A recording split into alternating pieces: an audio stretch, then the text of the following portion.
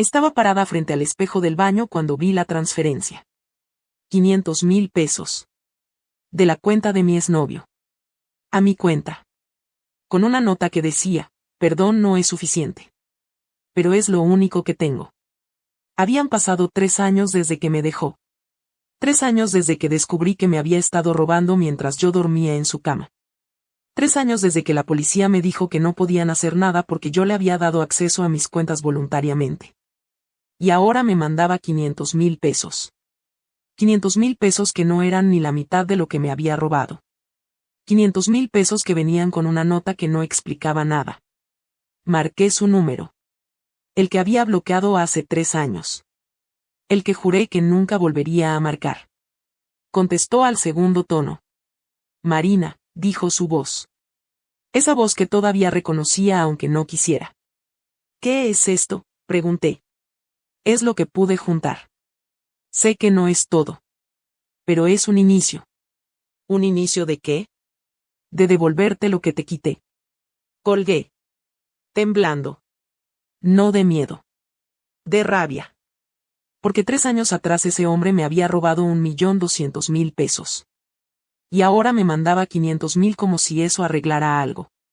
Me llamo Marina Salazar. Tengo 36 años. Soy contadora forense. Eso significa que me pagan para encontrar fraudes. Para seguir el rastro del dinero que la gente esconde. Para reconstruir transacciones que alguien quiso borrar. La ironía no se me escapa. Dedico mi vida profesional a encontrar fraudes. Pero el fraude que me hicieron a mí nunca lo pude probar. Déjame contarte cómo pasó. Conocí a Diego en 2018. Yo tenía 30 años. Él 32. Era arquitecto.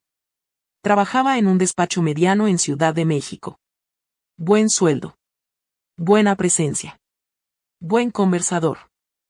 Nos conocimos en una boda. Bailamos. Hablamos hasta las 3 de la mañana. Me pidió mi número. Empezamos a salir. Los primeros 6 meses fueron perfectos. Y cuando digo perfectos no exagero. Diego era atento sin ser agobiante. Gracioso sin ser payaso. Ambicioso pero no obsesivo con el trabajo. Me presentó a sus papás. Yo lo presenté a los míos. Hablamos de futuro. De casarnos eventualmente. De comprar un departamento juntos. Al año de relación nos fuimos a vivir juntos. Un departamento en la Roma. Mitad y mitad de la renta.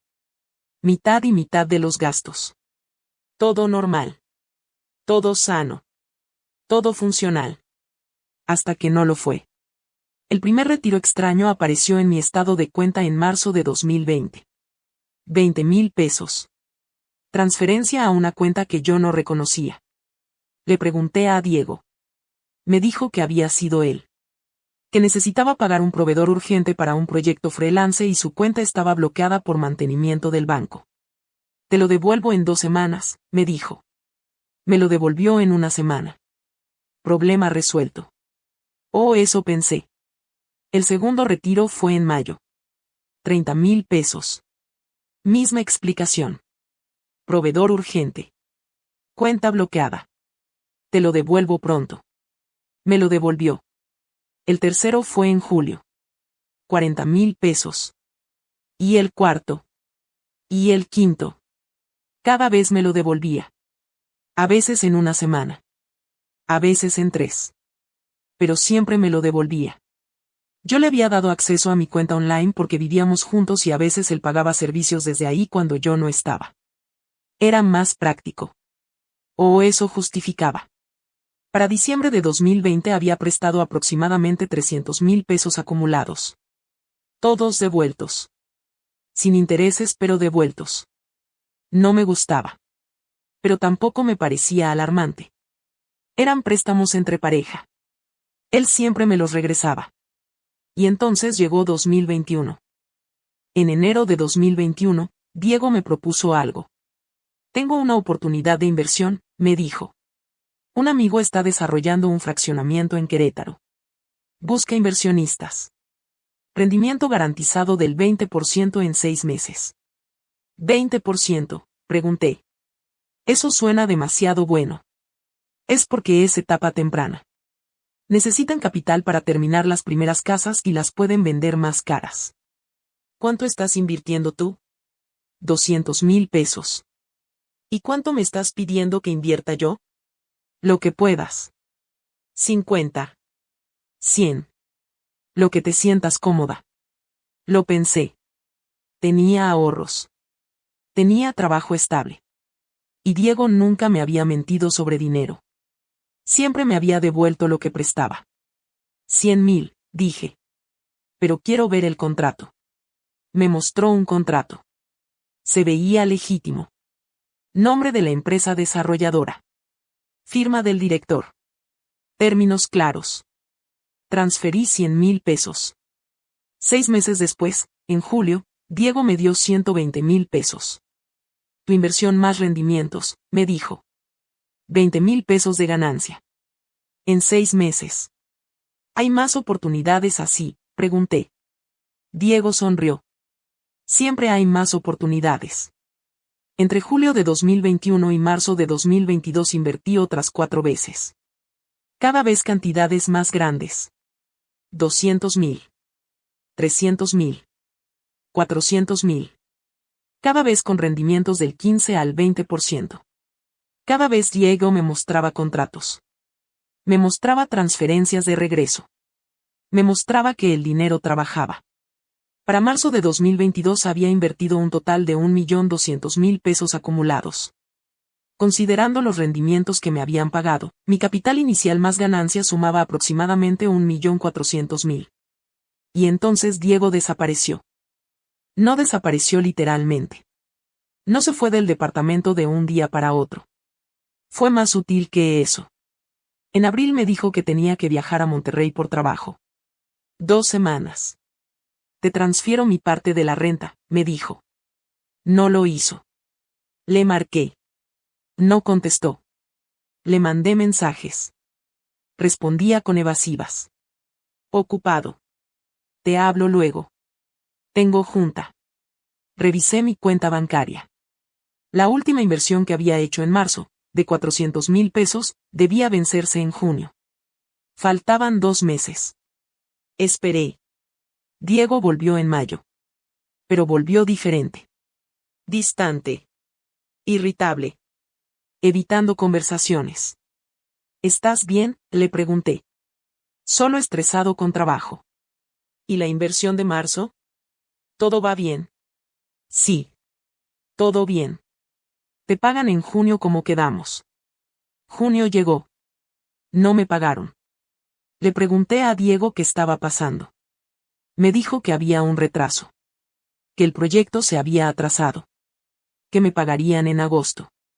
¿Y mis otras inversiones?, pregunté. Las de antes. Todas se supone que ya vencieron. Todas se reinvirtieron automáticamente. Está en los contratos. ¿No leíste? Busqué los contratos. Efectivamente. Letra pequeña. Cláusula de reinversión automática a menos que se solicite el retiro con 30 días de anticipación. Yo nunca había solicitado retiro. Mi dinero estaba atrapado en inversiones que supuestamente se habían reinvertido. Quiero todo mi dinero de vuelta, le dije a Diego. No puedo sacarlo así nada más. Hay penalizaciones por retiro anticipado. No me importan las penalizaciones. Quiero mi dinero. Diego me miró con una expresión que nunca le había visto. Fría. Calculada. Marina, cálmate. Tu dinero está seguro. Solo necesitas tener paciencia. Pero yo ya no tenía paciencia. Contraté a un abogado en julio. Le expliqué la situación. Le mostré los contratos. Le mostré los comprobantes de transferencia. El abogado revisó todo. Y me dijo algo que no quería escuchar. Estos contratos son falsos. ¿Cómo que falsos? La empresa desarrolladora que aparece aquí no existe. Verifiqué en el registro público. No hay ninguna empresa con ese nombre registrada en Querétaro. Sentí que el piso se abría debajo de mí. ¿Y las transferencias? Diego me mostró transferencias de regreso. ¿De qué cuenta venían? Revisé mis estados de cuenta viejos. Las transferencias de rendimientos venían de la cuenta personal de Diego. No de ninguna empresa. Él te estaba pagando con tu propio dinero, dijo el abogado. Es un esquema Ponzi clásico. Te pagaba rendimientos con el capital que tú misma invertías. Y cuando ya no podía sostenerse, desapareció. Pero Diego sigue aquí. Sigue viviendo conmigo. Por ahora. Confronté a Diego esa noche. Los contratos son falsos, le dije. La empresa no existe. Me estabas robando. Diego no negó nada. Solo dijo, no te estaba robando. Estaba invirtiendo tu dinero en otras cosas. ¿En qué cosas? En proyectos. En oportunidades. Quiero mi dinero de vuelta. Todo. Ahora. No lo tengo. Esas 3 palabras. No lo tengo. 1.200.000 pesos. Y no lo tenía. ¿Dónde está?, pregunté. Lo perdí. ¿Cómo lo pierdes? Invirtiendo mal. Apostando mal. No lo sé, Marina. Lo perdí. Me quedé mirándolo. A este hombre con el que había vivido 2 años. Con el que había planeado futuro. Con el que había compartido cama y comida y vida. Y no reconocí nada en sus ojos. Voy a demandarte, le dije. Puedes intentarlo. Pero no va a servir de nada. Tú me diste acceso a tu cuenta. Tú transferiste el dinero voluntariamente. No hay fraude legalmente hablando. Me engañaste. Demuéstralo. Diego se fue del departamento a la semana siguiente. Yo contraté un segundo abogado. Este especializado en fraudes financieros. Me dijo lo mismo que el primero. Legalmente, era casi imposible proceder. Yo había dado acceso voluntario a mi cuenta. Había transferido el dinero a las inversiones por voluntad propia. Los contratos eran falsos, sí, pero yo no había hecho la debida diligencia antes de invertir. ¿Puedo presentar una denuncia penal?, pregunté. Puedes. Pero sin pruebas de que él falsificó los contratos específicamente para defraudarte, es difícil que prospere. Presenté la denuncia de todas formas. La investigación duró 6 meses. Se cerró sin acción penal. Falta de elementos. Diego se salió con la suya. Y yo me quedé con 1.200.000 pesos menos. Mis ahorros de 6 años. Mi enganche para un departamento. Mi colchón de emergencia. Todo. Perdido. Gracias por estar aquí escuchando esto. Sé que es duro. A mí me costó 3 años poder contarlo sin llorar. Pero quédate, porque lo que viene después es la parte donde dejé de ser víctima y empecé a hacer otra cosa. Pasé el primer año después de la ruptura en modo supervivencia. Trabajo. Departamento. Terapia. La terapia me ayudó a procesar la traición. A entender que Diego era un sociópata. Que probablemente había hecho esto antes. Que probablemente lo volvería a hacer. Pero la terapia no me devolvió mi dinero. Eso lo tuve que hacer yo. Empecé a investigar por mi cuenta. Usé mis habilidades de contadora forense. Las mismas habilidades que usaba en mi trabajo para rastrear fraudes corporativos. Busqué información pública sobre Diego. Redes sociales. Registro de propiedades. Historial crediticio, hasta donde podía acceder legalmente. Descubrí que después de dejarme, Diego se había mudado a Guadalajara. Descubrí que trabajaba en un despacho de arquitectura nuevo. Descubrí que tenía novia nueva. Y descubrí algo más. Algo que me hizo entender que yo no había sido la única. Encontré un artículo en un periódico local de Puebla. De 2016. Antes de que yo lo conociera. El artículo hablaba de una denuncia presentada por una mujer llamada Fernanda contra un arquitecto llamado Diego Salinas por fraude en inversión. El caso se había cerrado. Misma razón. Falta de elementos. Diego lo había hecho antes.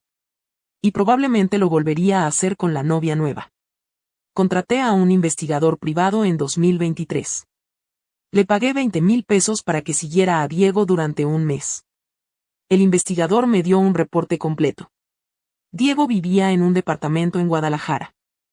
Renta de 12,000 pesos mensuales. Pagaba puntual. Tenía coche nuevo. Un Mazda CX-5. Comprado a crédito. Tenía novia. Se llamaba Paola. 30 años. Trabajaba en marketing. Y tenía el mismo patrón conmigo que había tenido conmigo. Según el investigador, Diego había pedido prestados varios montos a Paola.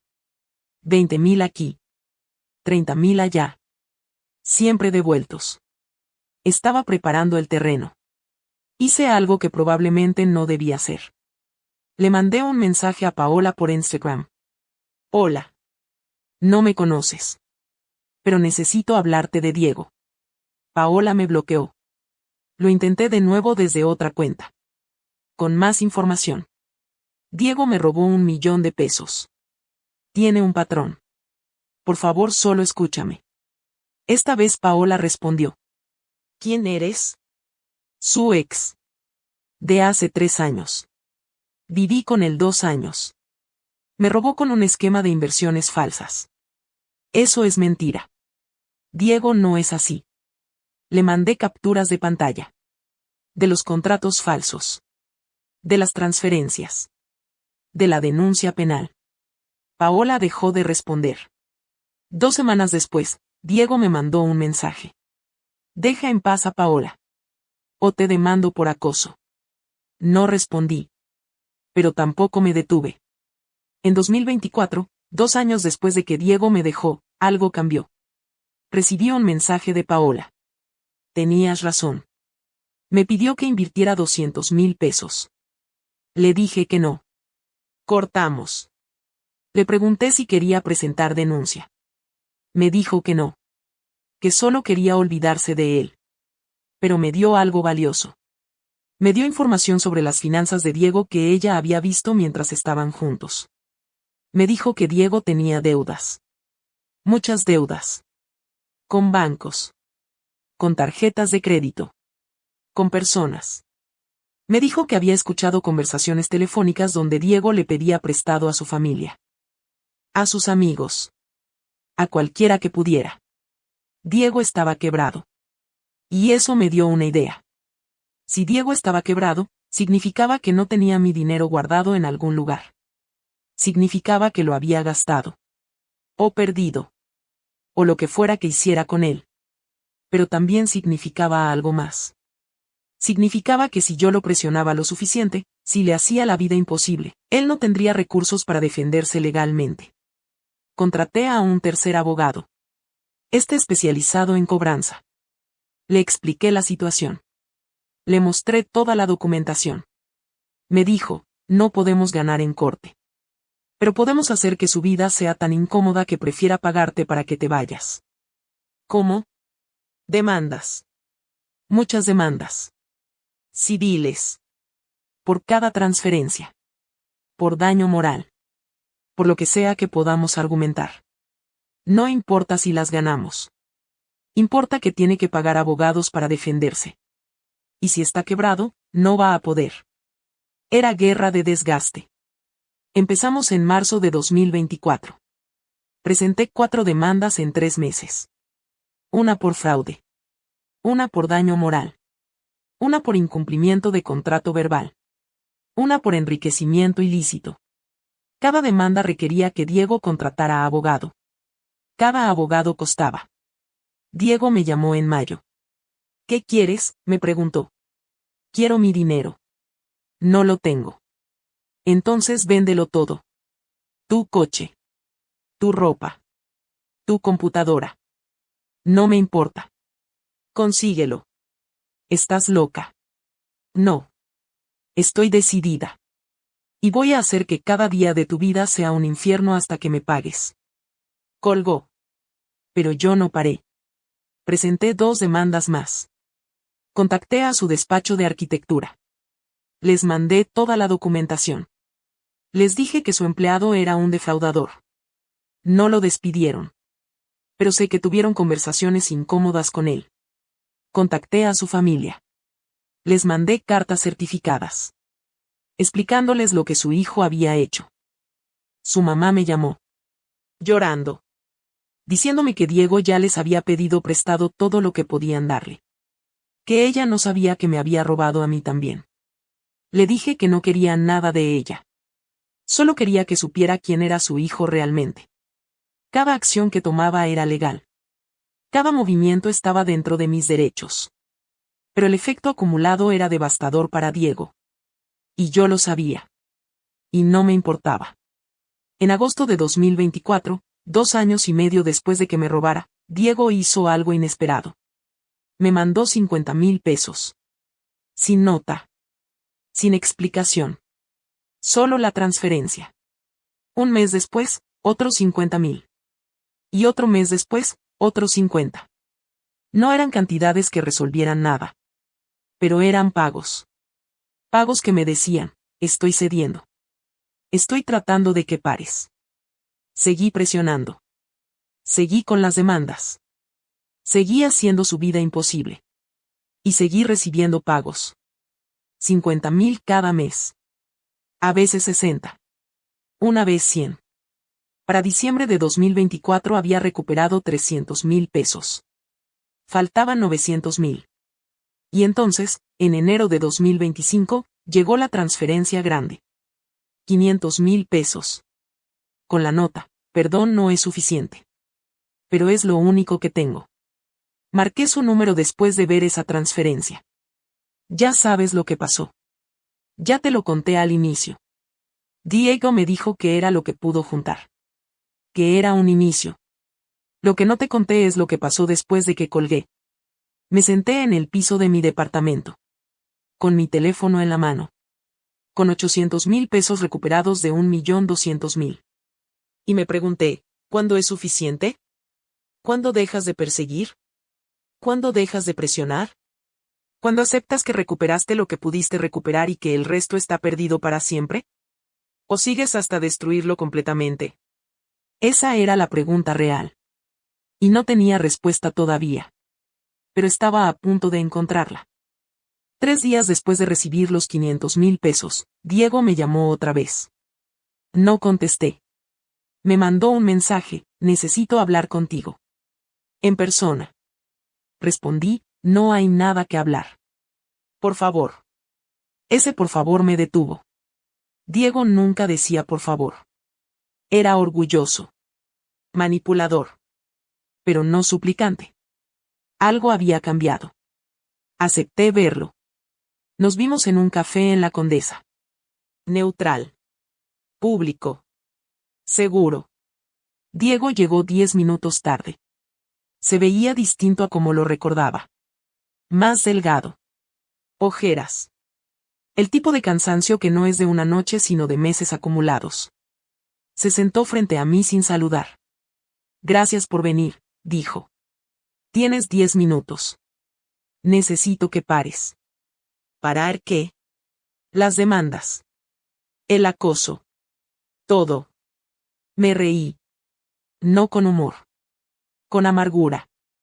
¿Acoso? Te estoy cobrando lo que me robaste.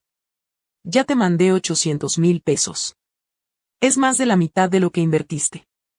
Invertí 1,200,000. Faltan 400,000.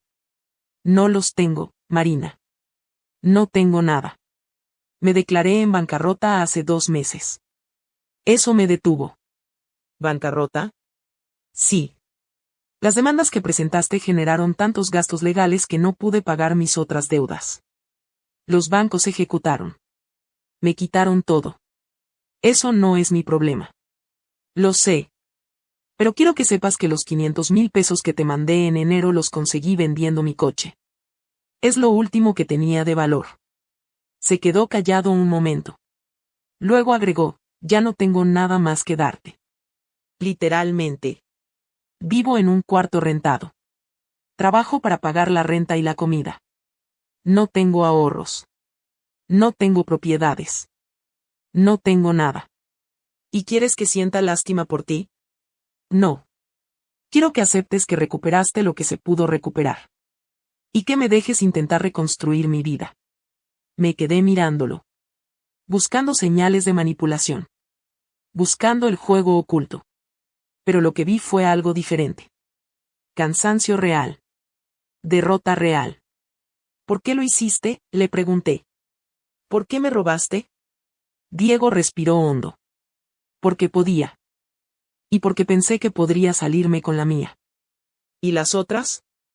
Fernanda. Paola. ¿Cuántas más? 3 antes de ti. 2 después. 5 mujeres. Me había robado a 5 mujeres además de a mí.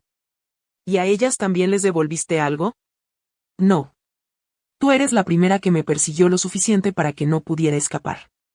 Eso debería haberme dado satisfacción. Pero no me la dio. Solo me hizo sentir vacía. ¿Qué quieres que haga?, le pregunté. Que retires las demandas. Que pares. Que me dejes vivir. ¿Y si no lo hago? Diego me miró directo. Entonces voy a terminar en la calle. O peor. Y tú vas a tener que vivir con eso. No retiré las demandas de inmediato. Pero tampoco presenté nuevas. Pasé 2 semanas pensando en qué hacer. Podía seguir presionando. Podía seguir haciendo su vida imposible. Podía perseguirlo hasta que literalmente no tuviera dónde vivir. Eso era venganza completa. ¿Pero qué ganaba yo con eso? Ya había recuperado 800,000 pesos. Más de la mitad. Los otros 400,000 probablemente nunca los iba a ver. No porque Diego no quisiera pagarlos. Sino porque simplemente no los tenía. Seguir presionando no me iba a dar más dinero. Solo me iba a dar la satisfacción de verlo hundirse más. ¿Y esa satisfacción valía la energía que me estaba costando? Hablé con mi terapeuta. Le conté todo. La transferencia. La reunión en el café. La bancarrota de Diego. ¿Qué quieres hacer?, me preguntó. No lo sé. Parte de mí quiere destruirlo completamente. Parte de mí quiere parar. ¿Qué te detiene de destruirlo? Que ya no siento la misma rabia que sentía hace 3 años. Ahora solo siento cansancio. ¿Y qué te detiene de parar? Que si paro, él gana. Se salió con la suya. Me robó 400,000 pesos que nunca voy a recuperar. Mi terapeuta se quedó callada un momento. Luego dijo algo que me cambió la perspectiva. Marina, ¿ganar es que él pague todo el dinero? ¿O ganar es que tú recuperes tu paz? Si estás escuchando esto y te preguntas qué harías tú, te entiendo. Yo me lo pregunté 1000 veces. No hay respuesta correcta. Solo está tu respuesta. Y la mía la estaba a punto de encontrar. Si quieres saber cómo termina esto, suscríbete al canal y activa las notificaciones. No vas a querer perderte el final. En marzo de 2025, un mes después de la reunión en el café, tomé una decisión. Retiré 3 de las 4 demandas. Dejé solo una. La del fraude. La más importante. No porque esperara ganarla. Sabía que legalmente era difícil. La dejé como recordatorio. Para Diego y para mí. Recordatorio de que lo que hizo tuvo consecuencias. Recordatorio de que no se salió completamente con la suya.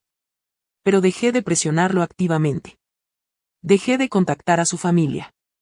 Dejé de enviar cartas a su trabajo. Dejé de presentar demandas nuevas. No lo perdoné. Eso quiero que quede claro. Pero dejé ir la necesidad de destruirlo.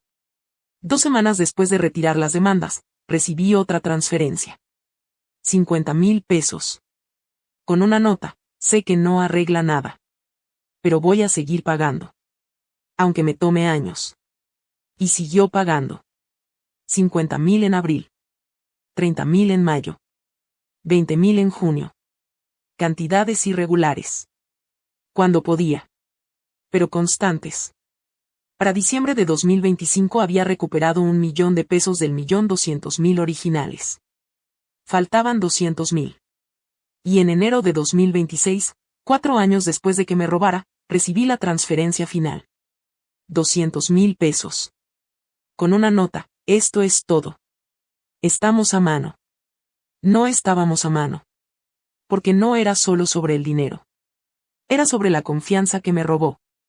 Era sobre los 2 años de mi vida que desperdicié con él. Era sobre la sensación de seguridad que me quitó y que nunca recuperé completamente. Pero el dinero, Al menos, estaba completo. 1.200.000 pesos. Recuperados en 4 años. En pagos irregulares. Pero recuperados. Le mandé un mensaje a Diego. Recibí la transferencia. Retiro la última demanda. Respondió, gracias. Eso fue todo. 2 palabras. No hubo disculpa elaborada. No hubo promesa de ser mejor persona. No hubo cierre dramático. Solo, gracias. Y eso, extrañamente, fue suficiente. Pasaron 6 meses sin que supieran nada de Diego. Dejé de seguirlo en redes. Dejé de preguntar. Dejé de buscar información. Era como si no existiera. Y en mayo de 2026 recibí un correo de una dirección que no reconocí. El asunto decía, sobre Diego Salinas. Casi lo borro sin abrir. Pero la curiosidad pudo más. El correo era de una mujer llamada Gabriela. Decía: Hola Marina. No me conoces. Soy la actual pareja de Diego. Encontré tu información buscando su nombre en internet. Necesito hablar contigo. Diego me pidió que invirtiera 300.000 pesos. Algo me dice que es la misma historia que viviste tú. ¿Puedes ayudarme? Leí el correo 3 veces. Diego lo estaba haciendo otra vez. Mi primer instinto fue borrar el correo. Olvidarme de eso. Decir, ya no es mi problema. Pero no pude. Le respondí a Gabriela, sí. Es la misma historia. ¿Cuándo podemos hablar? Nos vimos 2 días después. Gabriela tenía 28 años. Trabajaba en una empresa de tecnología. Llevaba 8 meses con Diego. Me contó que Diego le había pedido prestado 50.000 pesos hace 3 meses. Se los devolvió. Luego le pidió otros 80.000. También se los devolvió. Y ahora le estaba pidiendo que invirtiera 300.000 en un desarrollo inmobiliario en Querétaro. La misma historia. Palabra por palabra. ¿Ya le transferiste el dinero?, le pregunté. No. Por eso te busqué. Algo no me cuadraba. No lo hagas. Es fraude. Todo es mentira. Le mostré toda la documentación. Los contratos falsos. Las demandas. Los 4 años que me tomó recuperar mi dinero. Gabriela se puso pálida. ¿Y qué hago? Córtalo. Ahora. No le expliques. Solo desaparece. ¿Y si me busca? Bloquéalo. De todo. Y si insiste, amenázalo con una denuncia penal. Diego tiene terror a las denuncias porque ya tiene varias en su expediente. Gabriela asintió. Gracias. No sabes cuánto te agradezco esto. Gabriela cortó con Diego esa misma semana. Me mandó un mensaje confirmándolo. Decía, lo hice. Me bloqueó el primero. Creo que supo que hablé contigo. ¿Estás bien?, le pregunté. Sí. Asustada. Pero bien. Gracias por salvarme. Colgué el teléfono y me quedé pensando. Había salvado a Gabriela. ¿Pero cuántas más había que no me encontraron a tiempo? ¿Cuántas mujeres más iban a caer en el esquema de Diego porque yo decidí dejar de perseguirlo? Esa pregunta me quitó el sueño durante semanas. En junio de 2026 hice algo que no había planeado hacer. Escribí todo. Toda la historia. Con nombres cambiados pero con detalles reales. Lo publiqué en un blog anónimo. Lo titulé, Como mi exnovio me robó 1.000.000 de pesos y cómo lo recuperé. No esperaba que nadie lo leyera. Pero en 2 semanas tenía 50.000 visitas. Y empezaron a llegar correos. Mujeres contándome historias similares. Mujeres preguntándome cómo habían hecho para recuperar su dinero. Mujeres diciéndome que se sentían menos solas al saber que no eran las únicas. Respondí todos los correos que pude. Les di consejos legales básicos. Les compartí contactos de abogados especializados. Les dije lo que me hubiera gustado que alguien me dijera a mí hace 4 años. Y algo cambió en mí. Dejó de ser sobre Diego. Dejó de ser sobre mi dinero. Se convirtió en algo más grande. En agosto de 2026 fundé una organización sin fines de lucro. Se llama Recupera. Su objetivo: ayudar a mujeres víctimas de fraude financiero en relaciones a recuperar su dinero y a procesar legalmente a los responsables. Contraté a 2 abogados. Conseguí donaciones de empresas. Creé un fondo para cubrir costos legales de mujeres que no podían pagarlos. En 6 meses ayudamos a 15 mujeres. 5 recuperaron su dinero completo. 7 recuperaron parcialmente. 3 no recuperaron nada pero lograron denuncias penales exitosas. No eran números perfectos. Pero eran números. Eran mujeres que no estaban solas. Que tenían apoyo. Que tenían herramientas para pelear. En diciembre de 2026 recibí un correo del abogado de Diego. Decía: mi cliente solicita que retires el blog donde menciona su caso. Argumenta difamación. Respondí: todo lo que escribí es verdad. Tengo documentación de cada afirmación. Si quiere demandarme por difamación, adelante. Va a perder. No volví a saber del abogado. Pero sí supe algo más. Diego se mudó a Monterrey. Cambió de trabajo otra vez. Cambió su nombre en redes sociales. Estaba huyendo de su reputación. Bien. Que huyera. Hoy es 2027. 5 años después de que Diego me robó. He recuperado cada peso que me quitó. He ayudado a otras mujeres a recuperar el suyo. He convertido mi peor experiencia en algo que ayuda a otras personas. ¿Perdoné a Diego? No. ¿Dejé que eso me consumiera? Tampoco. Encontré un término medio. Un lugar donde puedo reconocer el daño que me hizo sin dejar que ese daño defina el resto de mi vida. La última vez que supe de Diego fue hace 3 meses. Una de las mujeres en mi organización me mandó un screenshot. Era un perfil de Facebook. Diego con otro nombre. Otra ciudad. Otra vida. Y otra novia. ¿Hacemos algo?, me preguntó la mujer. ¿Ella ya le dio dinero? No lo sé. Averigua. Si no le ha dado nada todavía, adviértele. Si ya le dio, ayúdala a recuperarlo. Eso es lo que hacemos ahora. Prevención cuando se puede. Recuperación cuando no. Hay algo que quiero decirte antes de terminar esta historia. Si alguna vez te roban, financieramente o de cualquier otra manera, vas a tener que decidir cuánta energía le das a recuperar lo que perdiste. Y esa decisión no tiene una respuesta correcta. Algunas personas eligen perdonar y seguir adelante. Otras eligen pelear hasta recuperar todo. Otras eligen un punto medio. Yo elegí pelear. Y después de pelear, elegí ayudar a otras a pelear también. Pero eso fue lo correcto para mí. No necesariamente para ti. Lo único que te puedo decir es esto: cualquier decisión que tomes, asegúrate de que la tomas por ti. No por venganza. No por orgullo. No porque alguien más te diga que deberías hacer. Por ti. Porque al final, lo único que realmente recuperas no es el dinero. Es tu sentido de agencia.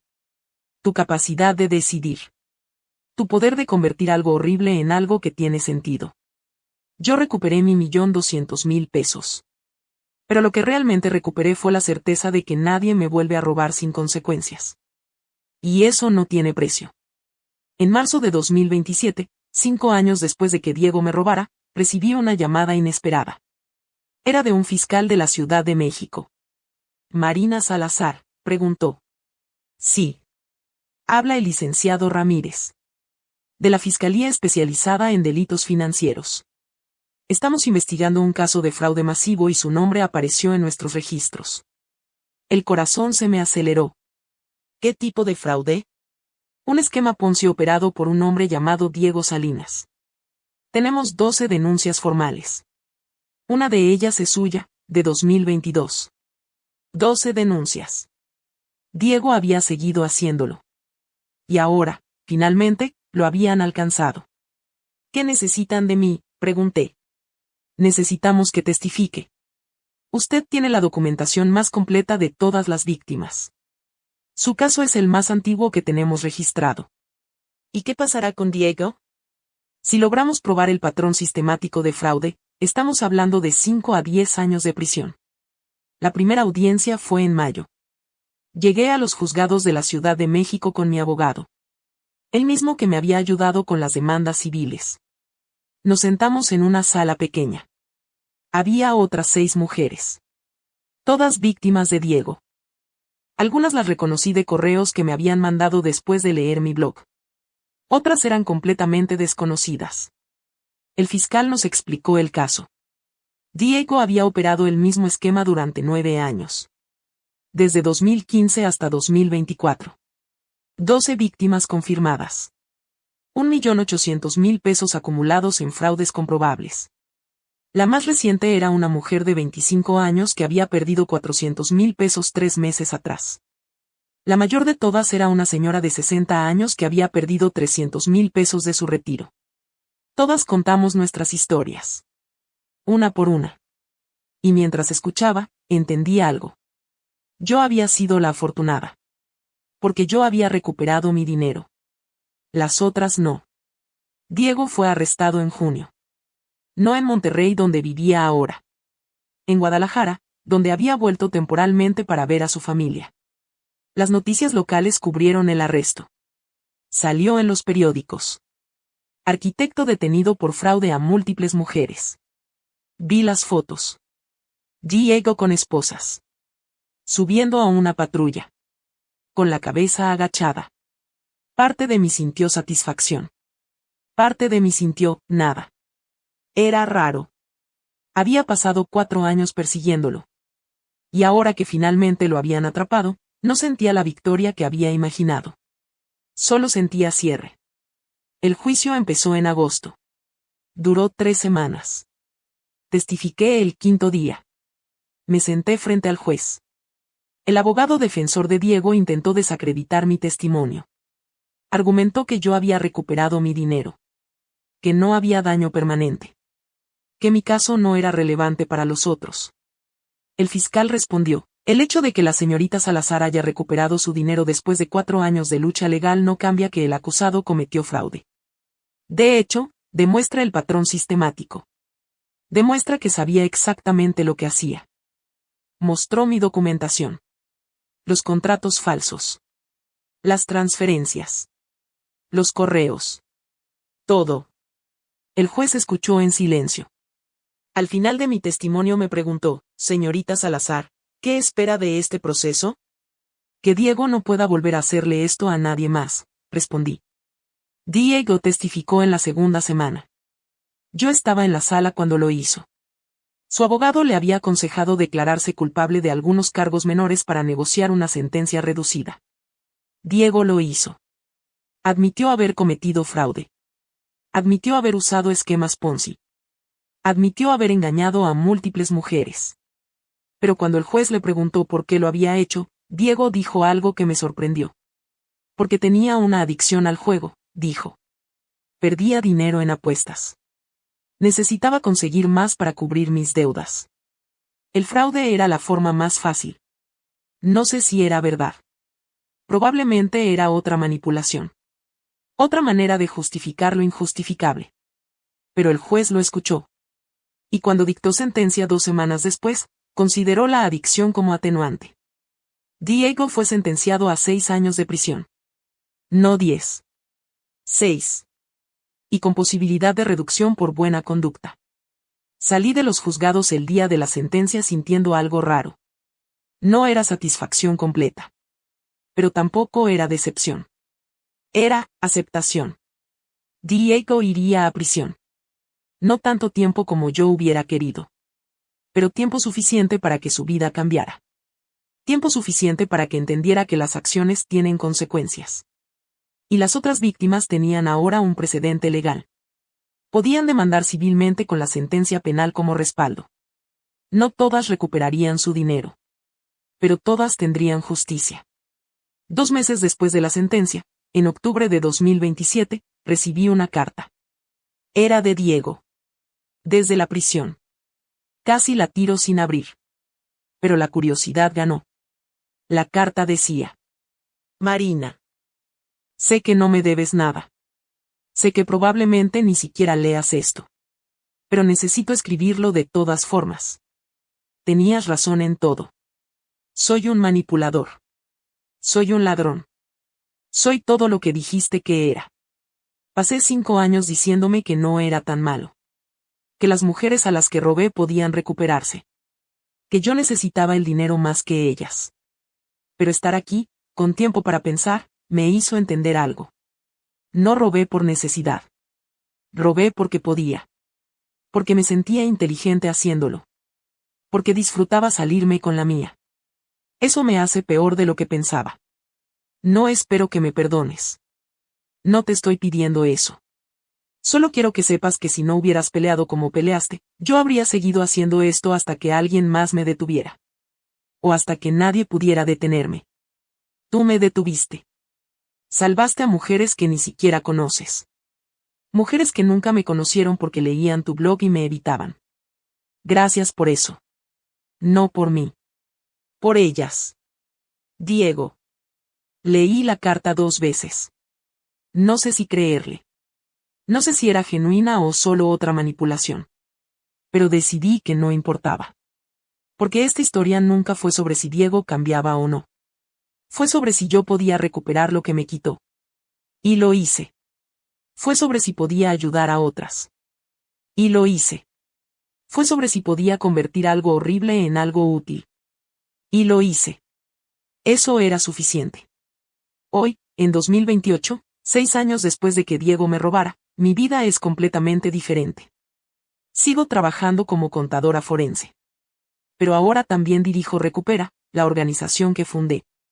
Tenemos 5 abogados de tiempo completo. Un equipo de voluntarios. Un presupuesto anual de 3 millones de pesos en donaciones.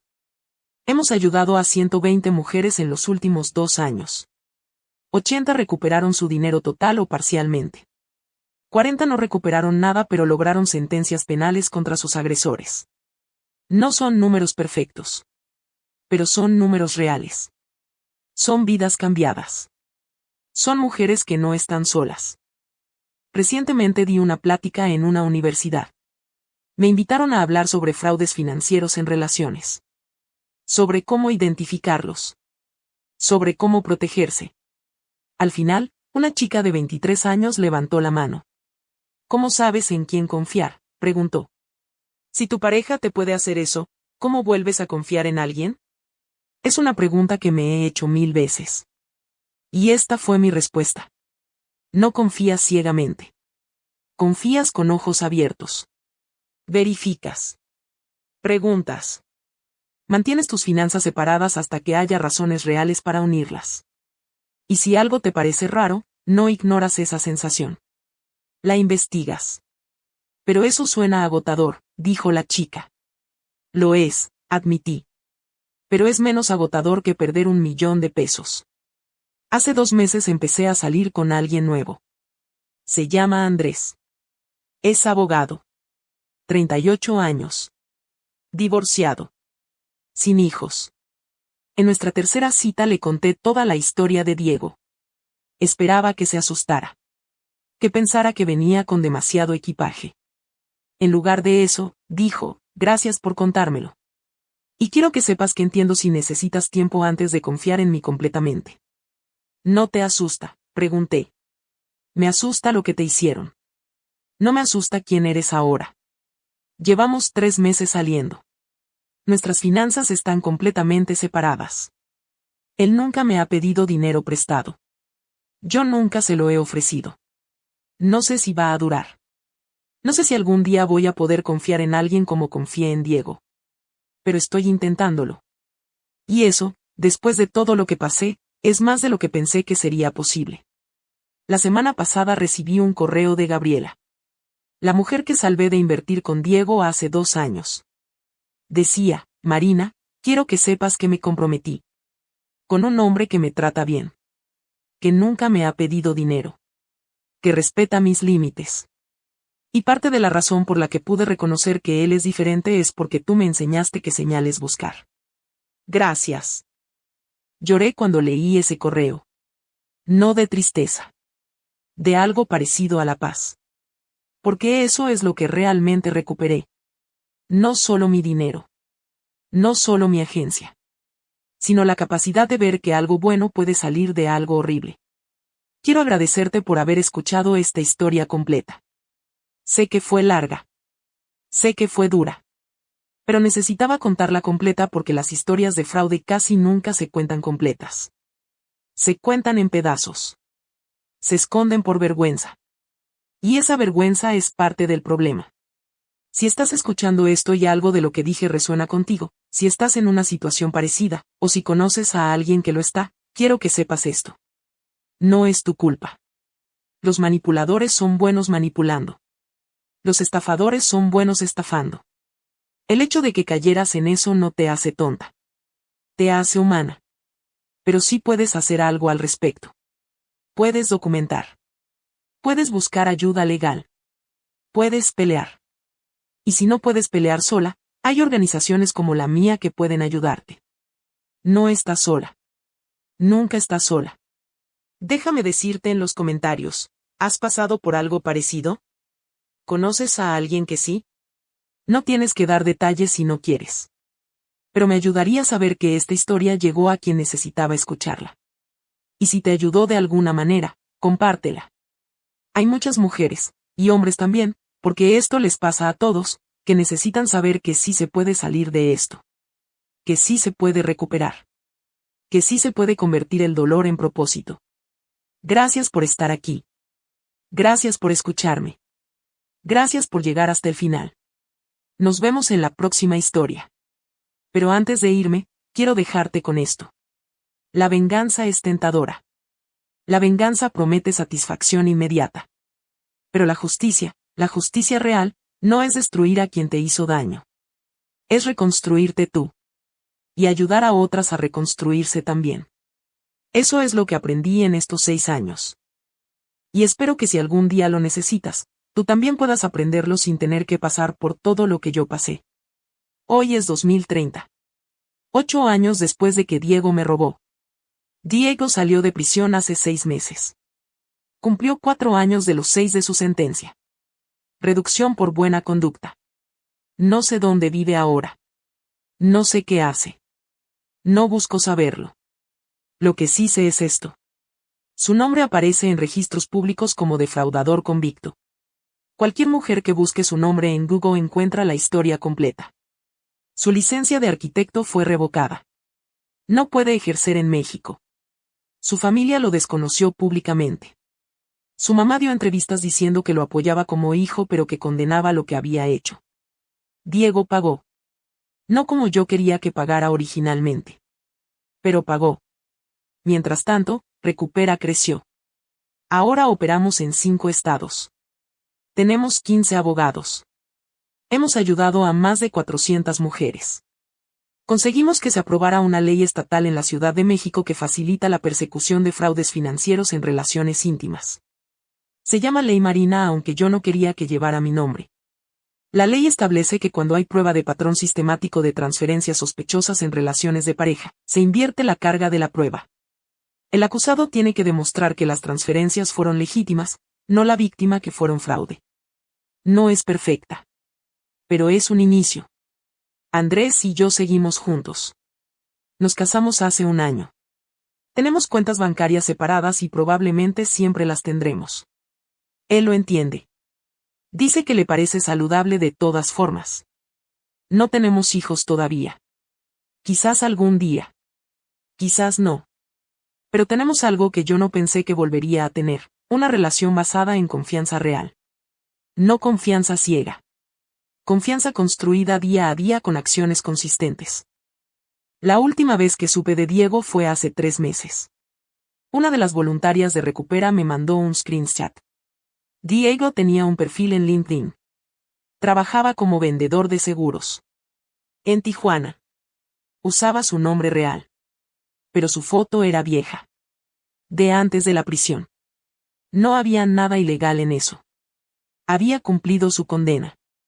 Tenía derecho a trabajar. Pero decidí hacer algo. Mandé un correo anónimo a la empresa de seguros donde trabajaba. Con links a los artículos sobre su condena. Con información pública sobre su historial. No sé qué hicieron con esa información. No es mi problema. Solo quería asegurarme de que sus empleadores supieran quién habían contratado. ¿Es eso venganza? Quizás. O quizás es solo asegurarme de que la información pública permanezca pública. Tú decides. Hay una pregunta que me hacen seguido en las conferencias que doy. ¿Lo perdonaste? Y mi respuesta es siempre la misma. No. Perdonar, para mí, implicaría decir que lo que hizo está bien. Que puedo dejarlo ir completamente. Que no afectó quién soy. Pero sí me afectó. Cambió cómo veo las relaciones. Cambió cómo manejo el dinero. Cambió mi carrera profesional. No puedo perdonar eso. Pero lo que sí hice fue esto, dejé de permitir que lo que hizo controlara mi vida. Dejé de despertar pensando en él. Dejé de planear mi día alrededor de cómo hacerle daño. Dejé de medir mi éxito en términos de su fracaso. Eso no es perdón. Es liberación. Y para mí, es suficiente. Si llegas hasta aquí y algo de esta historia te ayudó, me alegra. Si llegaste hasta aquí y no te pasó nada parecido pero ahora sabes qué señales buscar, también me alegra. Y si llegaste hasta aquí solo porque la historia te atrapó, gracias por escuchar. Las historias importan. No porque cambien el pasado, sino porque cambian como entendemos el presente. Esta es mi historia. Es real. Es mía. Y ahora también es tuya. Úsala bien.